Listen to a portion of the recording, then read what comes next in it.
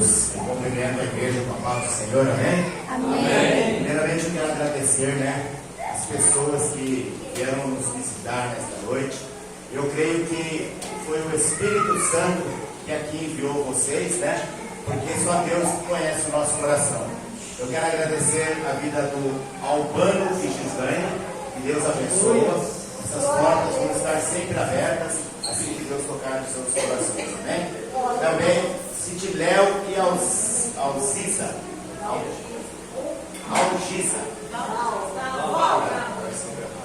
Amém, glória a Deus. Deus abençoe também o casal. Essas portas vão sempre estar abertas, amém? Eu creio que Deus nesta noite Ele vai falar nas nossas vidas. Ele já começou a falar através da palavra que deu início, através dos louvores. Também agora eu quero convidar, o nosso pastor Lucas para estar aqui trazendo a palavra para os nossos corações, amém? Você estenda suas mãos. Eu creio que é uma vida abençoada, mas eu creio que Ele precisa das nossas orações, amém?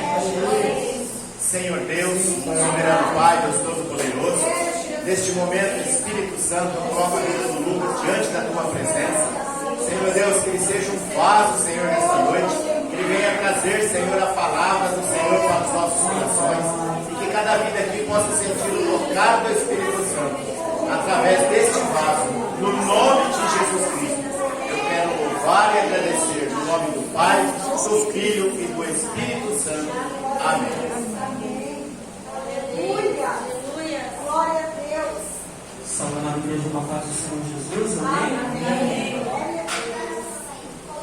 É sempre um prazer poder tocar aqui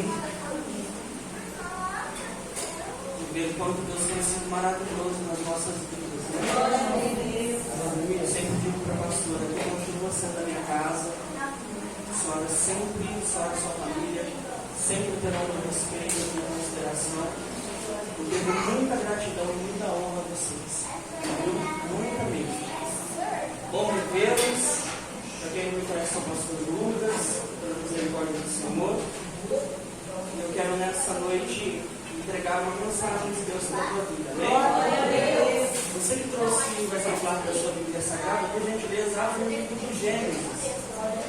É um livro muito difícil de achar. Isso fica depois da capa. Livro do Gênesis, no capítulo 28, quando a pastora falou acerca desse tema, imediatamente me salvou essa mensagem. E eu creio que o Senhor há de falar. Glória a Deus. Aleluia. Louvado seja o nome de Jesus. Aleluia. Deus tem coisas grandiosas para fazer nessa noite. Eu quero que você fique atento. O mundo espiritual, ele é real, gente. Ele é tão real quanto o chão que a gente pisa, quanto o ar que a gente respira. E eu quero que você esteja atento nessa noite.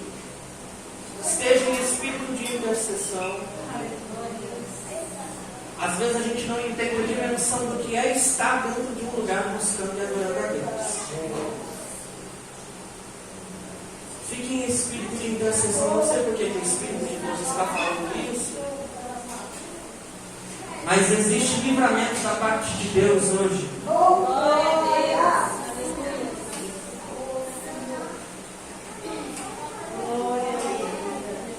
Espírito de Deus.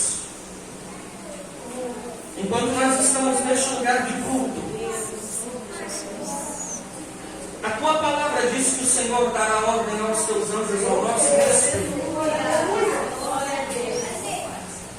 É a tua palavra que diz que praga alguma chegará até a nossa tenda.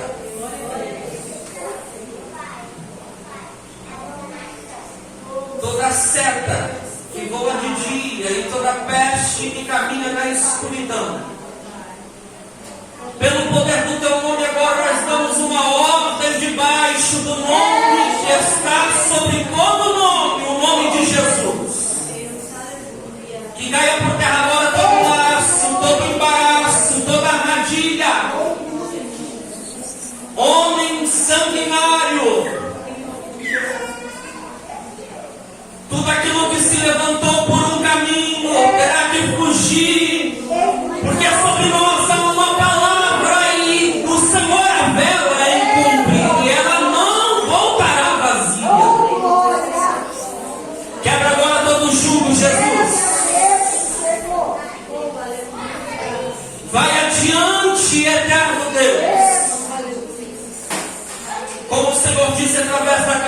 o Senhor é escudo e broquel. Glória a Deus. Pelo poder do teu nome nós cremos.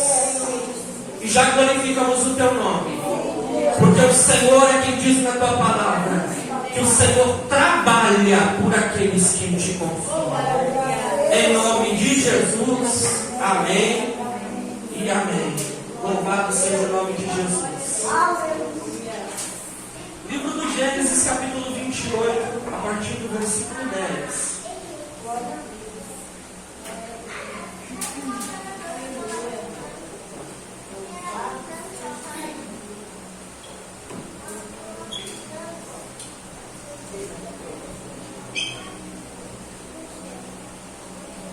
Livro do Gênesis, capítulo 28, a partir do versículo 10, diz o texto: partiu, pois, Jacó de Berseba e foi a Harã.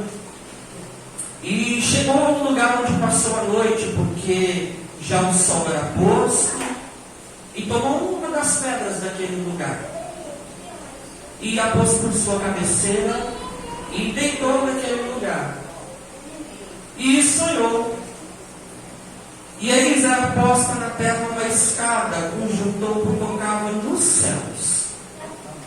E eis que os anjos de Deus subiam e desciam. Subiam e desciam. E eis que o Senhor estava em cima dela e disse: eu sou o Senhor, o Deus de Abraão, teu pai, e o Deus de Isaque. Esta terra em que estás deitado, tragarei a ti e a tua semente. E a tua semente será como o pó da terra, e estender-se-á ao ocidente, e ao oriente, e ao norte, e ao sul. E em ti, na tua semente, serão benditas todas as famílias da terra. E eis que eu estou contigo e te guardarei por onde quer que fores, e te farei tornar a esta terra, porque te não deixarei até que te haja feito o que te tenho dito. Acordado, pois, Jacó do seu sonho, disse: na verdade, o Senhor está neste lugar, e eu não o sabia. Interessante isso, né? Fecha a sua Bíblia, coloca a mão sobre o teu coração. Eu quero que você se esvazie de tudo agora. Com os teus olhos fechados, nós vamos orar. Mais um pouquinho. Altíssimo Deus e soberano Pai da eternidade, essa é a tua palavra. Nós cremos que ela é lâmpada para os nossos pés e luz para o nosso caminho. Ela é apta para discernir as coisas boas e ruins. É ela quem penetra na divisão da alma e do espírito.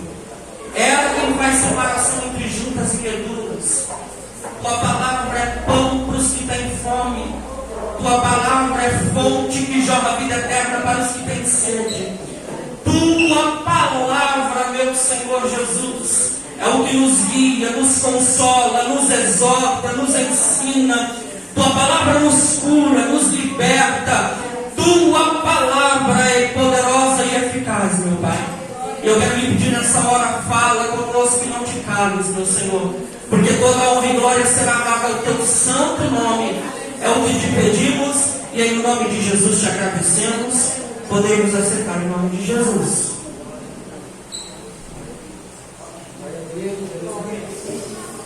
Elias, eu tenho o costume de empregar para fundo musical.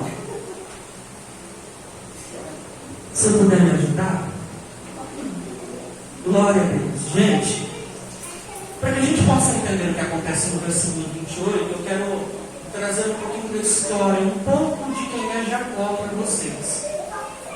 Eu acredito que desde a nossa infância nós ouvimos as historinhas de Jacó, as ilustrações, e há quem diga que o significado de Jacó seja enganador, suplantador, e enfim, que a história de Jacó ela é cheia de embates. Ela traz muita informação. Eu quero sintetizar um pouquinho aqui para vocês, para que a gente possa chegar até esse lugar aqui, da escada. Amém? Jacó é o irmão gêmeo de Esaú, fruto de uma promessa, de um ventre que não poderia gerar, mas gerou. E dentro desse ventre havia duas nações, dois bebês, que ainda dentro do ventre se degladiavam, porque havia sobre eles uma palavra: um servirá ao outro, e o menor servirá ao maior.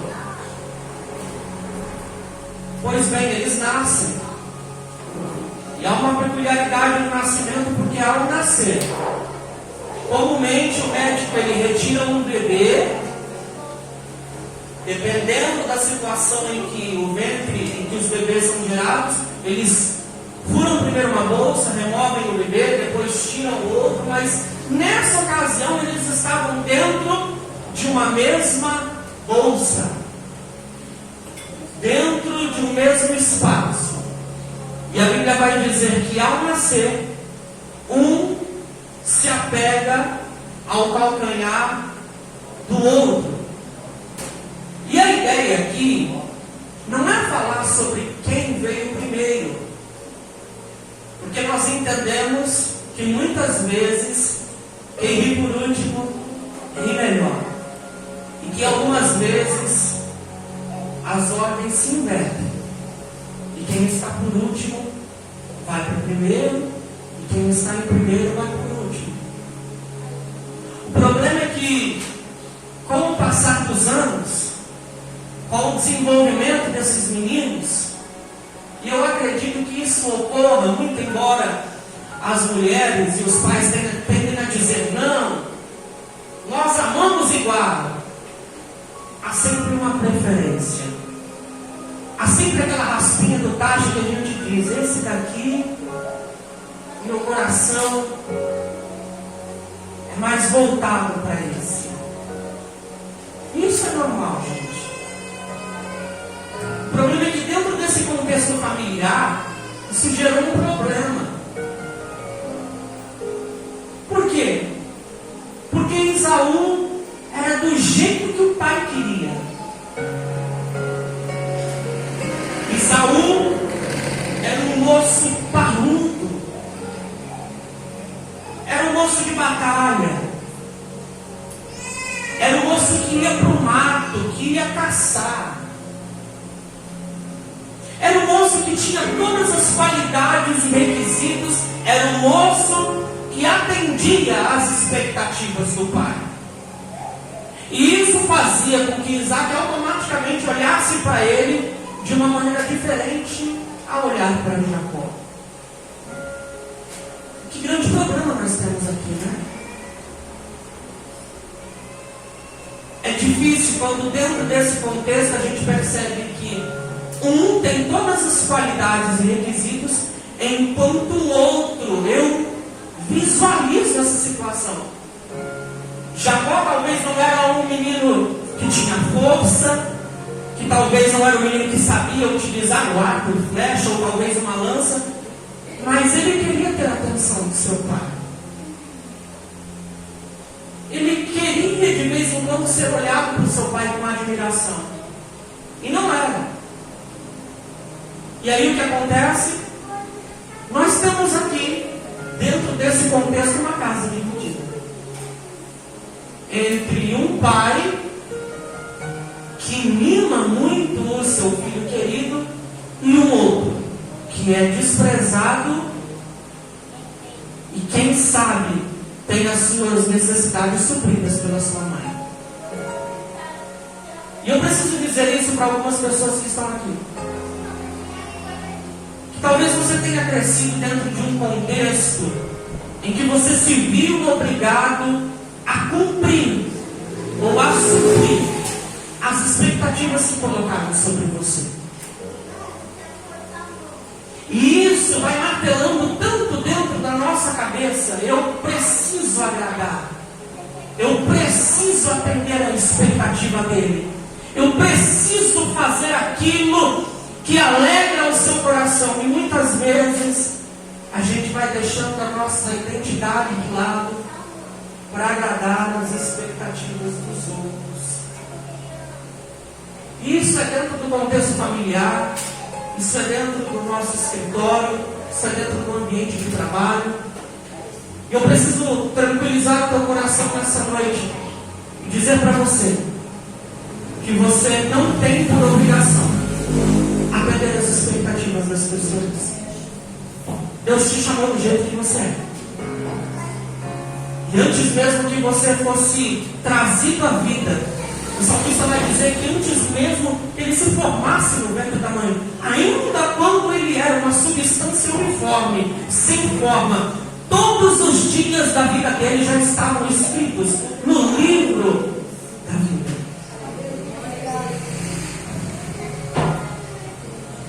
Algumas vezes nós estamos passando os nossos dias com o coração apertado, cheios de ansiedade, porque há sobre nós dedos apontados, há sobre nós muitas vezes julgamentos, há sobre nós palavras que são ditas, e às vezes a gente está deixando de viver para atender o que estão pedindo da gente.